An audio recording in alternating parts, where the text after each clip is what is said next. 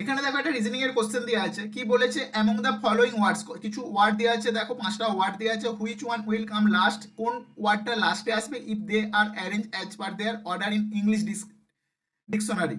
তো যদি English dictionary হিসাবে সাজানো হয় কোন ওয়ার্ডটা সবার লাস্টে আসবে। দেখো সবগুলোই কে দিয়ে শুরু আছে, সবগুলোই কে দিয়ে শুরু আছে, তো কে দিয়ে আমরা বুঝতে পারবো না। তারপরে দেখো এখানে কিপ ই দিয়ে আছে, তারপরে এখানে দেখো ই দিয়ে আছে, তাহলে আগে ই আসে, তাহলে আগে কিপ হবে, কিন হবে, এই দুটোর মধ্যে প্রথমে হবে, কারণ কে এর পর ই আছে। তারপরে দেখো এখানে আই আছে, কিং আর কাইট, তার মানে প্রথমে কিপ আর কিং এই দুটোর মধ্যে একটা হবে। এই দুটো হওয়ার পরে তারপরে হতে চাইছে কিং, তারপরে হতে চাইছে কাইট, আর লাস্টে হতে চাইছে নাইট, KNIGHT। তো নাইটটা লাস্ট হচ্ছে কেন, দেখো এখানে ই আছে, এখানে ই আছে, ই থাকলে আগে হয়, আই আছে, আই থাকলে ই এর পরে হয়, এখানে নাইটে কে এর পর এন আছে, এটা সবার লাস্টে হবে, তাহলে এখানে অপশন 3 হয়ে যাবে রাইট অ্যান্সার।